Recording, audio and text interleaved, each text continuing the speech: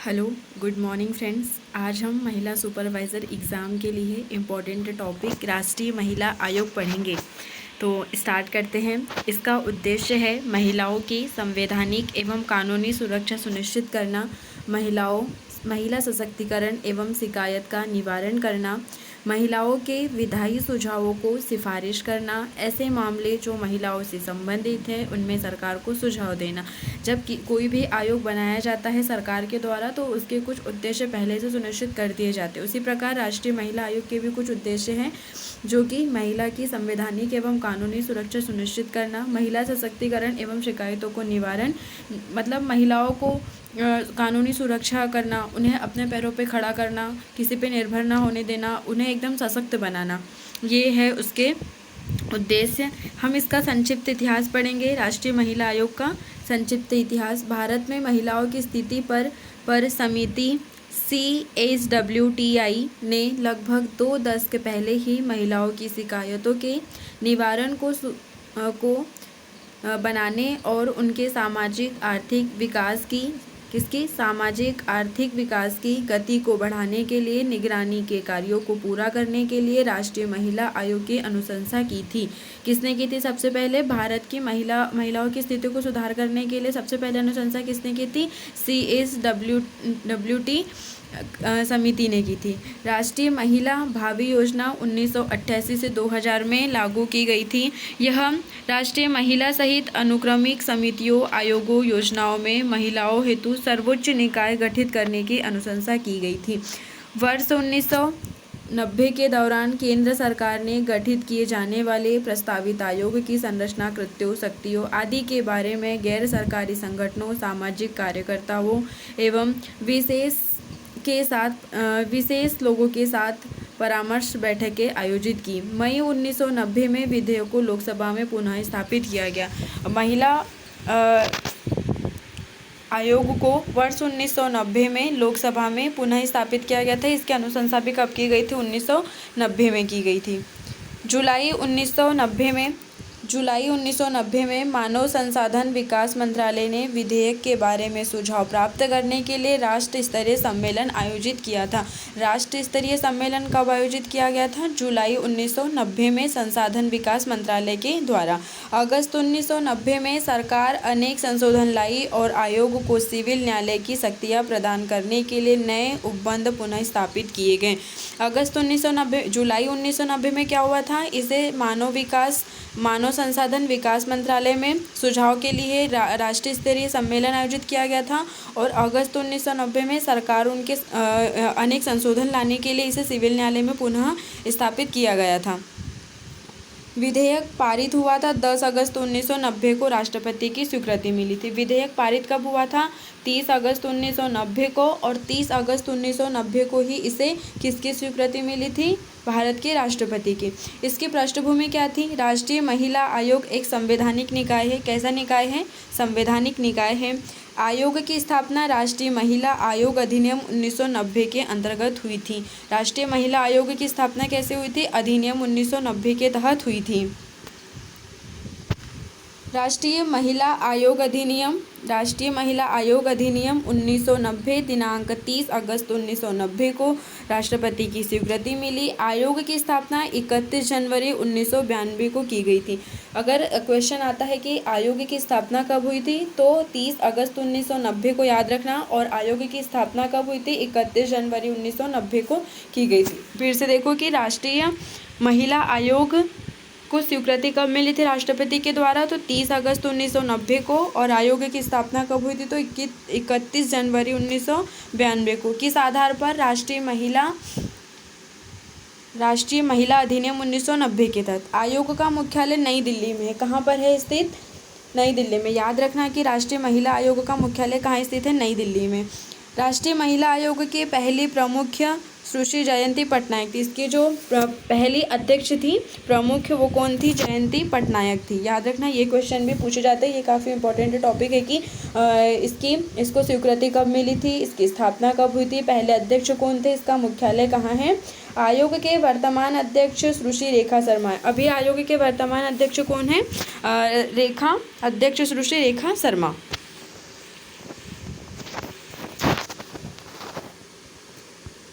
महिला आयोग, राष्ट्रीय महिला आयोग गठन। राष्ट्रीय महिला आयोग अधिनियम 1990 के तहत 5 अध्याय एवं 17 धाराएं। तो राष्ट्रीय महिला आयोग में अध्याय कितने हैं? तो इसमें 5 अध्याय हैं और 17 धाराएं हैं। इसकी प्रकृति कैसी? संवैधानिक निकाय है।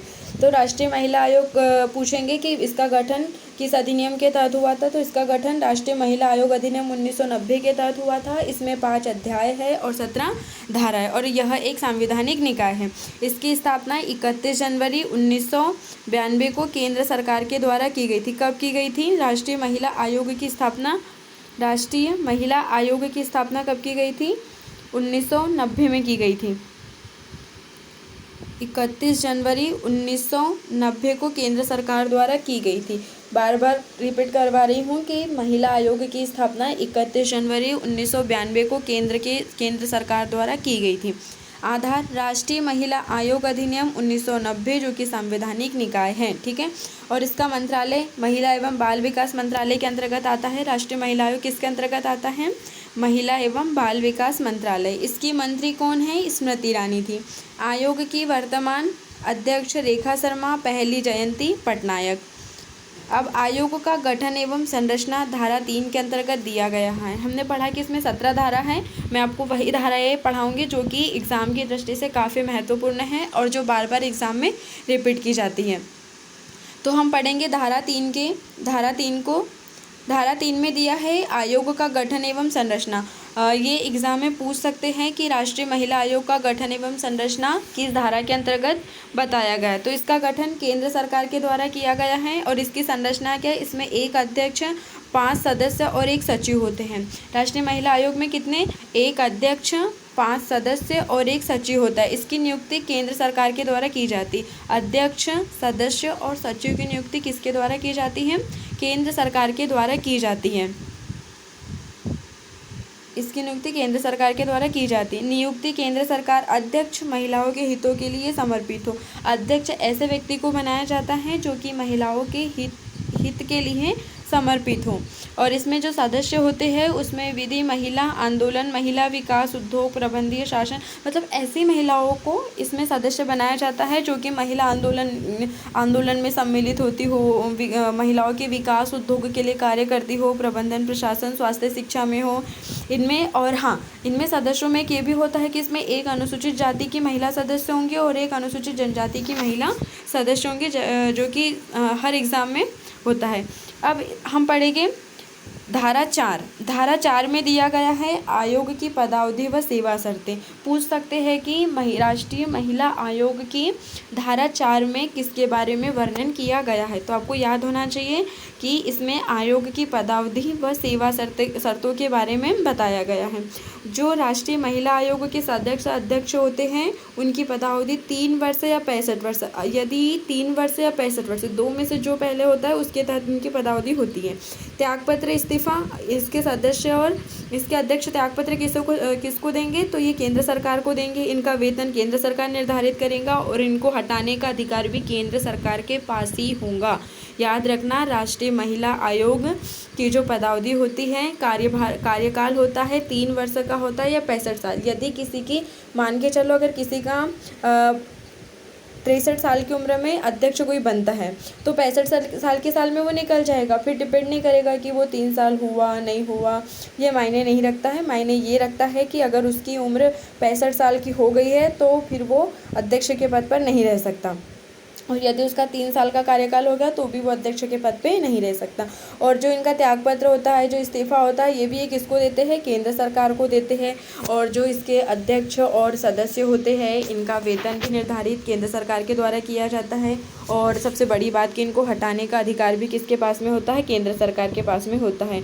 और इनको हटाने के लिए कुछ शर्तें होती है कि भाई किस आधार पर हम सदस्यों को हटा सकते हैं। देखो, अगर आप कोई वहाँ पे चुन के गया है या किसी को चुन के बिठाला गया तो उनको ऐसे थोड़ी हटा सकते हैं, कुछ कारण होना चाहिए हटाने के लिए। तो केंद्र सरकार ने कुछ कारण दिए कि जैसे अगर कोई दिवालिया घोषित होता हो, किसी अपराध में दोषी हो जो केंद्र सरकार की नज़र में नैतिक कदाचार माना जाए, सक्षम अदालत ने मानसिक अवस्था घोषित किया हो, कार्य करने में असक्षम हो, लगातार 3 बैठकें तक अनुपस्थित हो। अगर इन कारणों में से कोई एक कारण भी अगर किसी व्यक्ति में होता है तो उसे उस पद से हटा दिया जाता है। ये नोट करके लिखना। अध्यक्ष व सदस्य को पद से हटाने से पूर्व सुनवाई का पूर्ण अधिकार प्रदान किया जाता है। ठीक है, अध्यक्ष और सदस्य को पद से हटाने के लिए पूर्ण अधिकार प्रदान किया जाता है। आयोग के कार्य और धारा। अब हम पढ़ेंगे धारा नंबर 10। धारा नंबर 10 में दिया है आयोग के कार्य। आयोग के कार्य कौन कौन से है देखो। सिफारिश करना, महिलाओं की दशा सुधारने की। ठीक है, हमेशा महिलाओं के लिए तत्पर होना कि ऐसे कौन से हम कार्य कर सकते हैं, ऐसे कौन से सुधार कर सकते हैं जिनसे कि हम महिलाओं की स्थिति को सुधार सकते हैं। आप अभी देख सकते हैं कि हमारे देश में महिलाओं की स्थिति बहुत ख़राब है, मतलब वो कहीं भी सेफ़ नहीं है।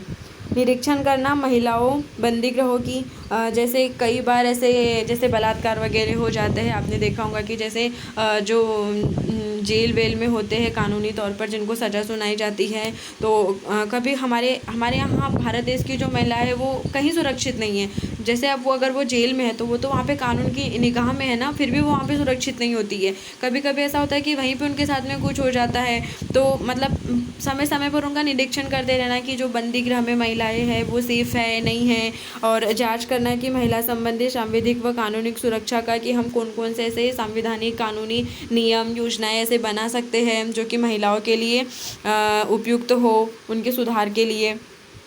इसमें अगला है भाग लेना व सलाह देना महिलाओं के सामाजिक विकास की योजना प्रक्रिया में। जैसे कि जब केंद्र सरकार में या राज्य सरकार में जब योजना बनती है तो उसमें भाग लेना, ये सदस्य लोग भाग लेते हैं, ये अपने सुझाव देते हैं कि हम कौन कौन सी योजना चला सकते हैं जिसके द्वारा महिलाओं को सशक्त बनाया जा सकता है, सुरक्षित बनाया जा सकता है। जैसे अभी हमारे मध्य प्रदेश में भी महिलाओं से संबंधित काफ़ी सारी योजनाएँ हैं। जैसे अभी हाल ही में मुख्यमंत्री लाडली बहना आवास योजना है, मुख्यमंत्री लाडली बहना योजना है, जिनके द्वारा महिलाओं को सशक्त बनाया जा रहा है। हमारे जो पहले के प्रधानमंत्री जी थे शिवराज सिंह चौहान, उन्होंने भी लाडली बहना योजना निकाली जिससे कि महिलाओं को सशक्त बनाया जा रहा है। आज कई महिलाओं को 1250 कुछ राशि प्रदान की जाती है, और भी बहुत सारी ऐसी योजना बनाई गई है जो महिलाओं के लिए काफ़ी उपयुक्त होती है। जैसे कि महिला सम्मान बचत पत्र योजना, सुकन्या समृद्धि योजना, जननी सुरक्षा योजना, और सुरक्षित मातृत्व आश्वासन योजना, मातृत्व वंदना योजना। ये सारी योजनाओं के माध्यम से हम कहीं ना कहीं महिलाओं को एक अच्छा सशक्त जीवन प्रदान कर सकते हैं। निवारण करना शिकायतों का, इनका पहला कार्य होता है सदस्यों का, अध्यक्षों का, कि अगर कोई महिला इनके पास में शिकायत लेके आती है तो शिकायत को दूर करना। रिपोर्ट सौंपना केंद्र और राज्य सरकार को। अगर इनके पास किसी भी प्रकार की कुछ रिपोर्ट आती है तो इनका पहला कर्तव्य बनता है कि ये उन शिकायतों का निवारण करे, और उसकी रिपोर्ट किसे प्रदान करे, केंद्र सरकार और राज्य सरकार को। मूल्यांकन करना राज्य और संघ के अंतर्गत महिला प्रगति का, इनका होता है कि ये समय समय पर राज्यों की और अपने संघ शासित प्रदेशों की निवारण करते रहे, निरीक्षण करते रहे कि महिलाओं की प्रगति के लिए कौन से राज्य में क्या किया जा रहा है, क्या हो रहा है। अन्य कई मामला जिसे केंद्र सरकार द्वारा सौंपा गया हो, ऐसे कई सारे मामले होते हैं जो कि केंद्र सरकार के पे सौंप दिए जाते हैं। अन्य तथ्य, जो बाकी धाराएँ हैं उनको भी देखेंगे अन्य तथ्य के रूप में हम लोग। तो धारा 5 से 11 में दिया गया है कि केंद्र सरकार द्वारा अनुदान दिया जाएगा। धारा 5 से 11 में क्या दिया गया है कि केंद्र सरकार द्वारा अनुदान दिया जाएगा। किसे अनुदान दिया जाएगा? महिलाओं को। धारा नंबर 13 में आयोग अपनी रिपोर्ट प्रतिवर्ष केंद्र सरकार को देगा। धारा 13 में बताया गया है कि जो आयोग है राष्ट्रीय महिला आयोग, वह अपनी रिपोर्ट प्रतिवर्ष किसे सौंपेगा? केंद्र सरकार को देगा। धारा 14, केंद्र सरकार इस रिपोर्ट को संसद के समक्ष रखेगा। किसके समक्ष रखेगा? संसद के समक्ष रखेगा। कौन रखेगा? केंद्र सरकार रखेगा। केंद्र सरकार को कौन रिपोर्ट देगा? राष्ट्रीय महिला आयोग रिपोर्ट देगी। धारा 17 देखो, केंद्र सरकार आयोग के संचालन के लिए नियम बनाएगा। ठीक है, पहले तो क्या हो गया कि धारा 5 से 11 के बीच हमें क्या बताया गया है कि केंद्र सरकार द्वारा अनुदान दिया जाएगा। किसे दिया जाएगा? महिलाओं को दिया जाएगा।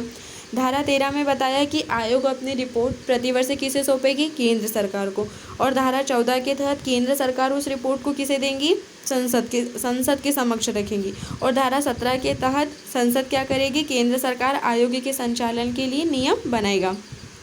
अध्यक्ष की सूची देखो, तो राष्ट्रीय महिला आयोग की जो पहली अध्यक्ष थी वो थी जयंती पटनायक। इनका कार्यकाल था 1992 से 1995। ये राष्ट्रीय महिला आयोग की पहली अध्यक्ष थी। ठीक है। उसके बाद है मोहिनी गिरी 1995 से 1998। वीमा पार्थसारथी 1999 से 2002। पूर्णिमा अडवाणी 2002 से 2009 2005। गिरिजा व्यास 2005 से 2008। ममता शर्मा 2011 से 2014। ललित कुमार मंगलम 2014 से 2017। रेखा शर्मा 2018। राष्ट्रीय महिला आयोग आलोक रावत जो थे ये पहले पुरुष सदस्य थे महिला आयोग के। ठीक है। अनुच्छेद कुछ अनुच्छेद भी देख लीजिए राष्ट्रीय महिला आयोग से संबंधित। अनुच्छेद 42 में प्रसूति सहायता प्रबंध की बात कही गई। हमारे संविधान का जो अनुच्छेद 42 है इसमें महिलाओं से संबंधित प्रसूति सहायता की बात की गई। राष्ट्रीय महिला आयोग इन मामले में शिकायतों की जांच करेगा। यदि पीड़ित पक्ष की शिकायत हो स्वप्रेरणा से, तीसरे पक्ष की शिकायत है, ठीक है, सभी प्रकार की शिकायतों की जांच करेगा। महिला एवं बाल विकास मंत्रालय द्वारा राष्ट्रीय महिला कोष की स्थापना 1993 में की थी। राष्ट्रीय महिला आयोग की स्थापना 1992 में की थी और राष्ट्रीय महिला कोष की स्थापना 1993 में की थी। इस अनुच्छेद में मौलिक कर्तव्यों में महिलाओं के लिए उपबंध हैं। प्रथाओं का त्याग जो स्त्रियों के सम्मान के विरुद्ध हो। पहले क्या होता था कि पहले के समय में हमारे यहाँ पे ऐसी बहुत सारी प्रथाएं चलती थी, जैसे सती प्रथा थी कि यदि किसी महिला का पति ख़त्म हो जाता है, उसकी मृत्यु हो जाती है, तो उसके साथ में ही उसकी पत्नी को भी जला दिया जाता है। कई स्वेच्छा से जलती थी, किसी को ज़बरदस्ती जलाया जाता था। पहले हमारे यहाँ बहुत क्रूर प्रथाएं चलती थी। आज तो धीरे धीरे काफ़ी बंद हो गई, लेकिन अभी भी हमारे यहाँ कई ऐसे क्षेत्र हैं जहाँ पे ये प्रथाएं आज भी प्रचलित हैं, तो इनके विरुद्ध कार्य करना होता है इनका कार्य। और राष्ट्रीय महिला आयोग 2008 से राष्ट्रीय महिला आयोग को अनिवासी भारतीयों के साथ विवाह संबंधी विवादों के संबंध में समुद्र पारीय भारतीय के साथ नोडल एजेंसी बना दिया गया है। ठीक है। 2008 में किसे नोडल एजेंसी बना दिया गया है? महिला आयोग को। अंतर्राष्ट्रीय महिला दिवस 8 मार्च 1992 को मनाया जाता है। ठीक है। कब मनाया जाता है राष्ट्रीय महिला आयोग? अंतर्राष्ट्रीय महिला दिवस 8 मार्च 1992 को मनाया जाता है। राष्ट्रीय महिला दिवस 13 फरवरी को मनाया जाता है। राष्ट्रीय महिला दिवस कब मनाया जाता है? 13 फरवरी को, याद रखना। अंतर्राष्ट्रीय महिला दिवस 8 मार्च और राष्ट्रीय महिला दिवस 13 फरवरी, कंफ्यूज मत होना। राष्ट्रीय महिला आयोग दिल्ली पुलिस के सहयोग से हिंसा घर महिला का अधिकार नामक योजना चलाई जा रही। ठीक है। राष्ट्रीय महिला आयोग द्वारा दिल्ली पुलिस के सहयोग से हिंसा घर महिला का अधिकार नामक योजना चलाई जा रही है। ये क्वेश्चन आ सकता है। भारतीय संविधान का अनुच्छेद 42 प्रसूति सहायता के लिए उपबंध व अनुच्छेद 243 स्थानीय निकायों में महिलाओं को 1/3 आरक्षण के संबंध में है। ठीक है। पूछा जा सकता है कि अनुच्छेद 42 क्या है, तो प्रसूति सहायता के लिए, और अनुच्छेद 243 स्थानीय निकायों में महिलाओं को 1/3 आरक्षण से संबंधित क्या है? 243 है। राष्ट्रीय महिला आयोग के कार्य देखिए। राष्ट्रीय महिला आयोग का कार्य है महिलाओं की प्रगति हेतु मूल्यांकन करना, महिलाओं की स्थिति में सुधार हेतु केंद्र सरकार को वार्षिक प्रतिवेदन देना, महिलाओं के विरुद्ध किए जाने वाले अत्याचारों और भेदभाव संबंधी अध्ययन करना। राष्ट्रीय महिला आयोग के अध्यक्ष एवं सदस्यों को कार्यकाल से पूर्व केंद्र सरकार द्वारा हटाया जा सकता है। ठीक है। मान के चलो यदि किसी व्यक्ति का कार्यकाल 3 साल का पूरा नहीं हुआ है, लेकिन अगर बीच में उसके ऐसे कुछ शिकायतें आती है या ऐसा लगता है कि ये कार्य नहीं कर सकता है, ये सक्षम नहीं है उस कार्य को करने के लिए, तो उसे कभी भी हटाया जा सकता है। राष्ट्रीय महिला आयोग के अध्यक्ष सदस्यों को कैबिनेट स्तर के मंत्री का दर्जा दिया गया। ये भी क्वेश्चन कई बार पूछा गया है कि राष्ट्रीय महिला आयोग के सदस्यों अध्यक्षों को किस मंत्री के का दर्जा दिया गया, तो याद रखना कैबिनेट स्तर के मंत्री का दर्जा दिया गया है। आयोग के अध्यक्ष एवं सदस्यों की नियुक्ति केंद्र सरकार द्वारा की जाती है। आयोग के सदस्यों को राज्य मंत्री स्तर का दर्जा दिया जाता है। ठीक है। राष्ट्रीय महिला आयोग द्वारा की जाने वाली अनुशंसा केंद्र सरकार के लिए सलाहकारी है। राष्ट्रीय महिला आयोग को सिविल न्यायालय की शक्तियाँ प्राप्त हैं। राष्ट्रीय महिला आयोग में केंद्र सरकार द्वारा नियुक्त सदस्यों को विधि का, प्रबंधन का, आर्थिक विकास का अनुभव होना चाहिए। हमारा राष्ट्रीय महिला आयोग आज हमारा यहीं पे समाप्त होता है। और अगर आपने अभी तक हमारे YouTube channel learn with Vanshu को सब्सक्राइब नहीं किया है तो सब्सक्राइब कर लीजिए, और इसके जो आगे की क्लास है वो नेक्स्ट वीडियो में लेके आएंगे। अगर आपको ये वीडियो अच्छी लगी है तो प्लीज़ चैनल को सब्सक्राइब कीजिए, वीडियो को लाइक एंड शेयर कीजिए। Thank you.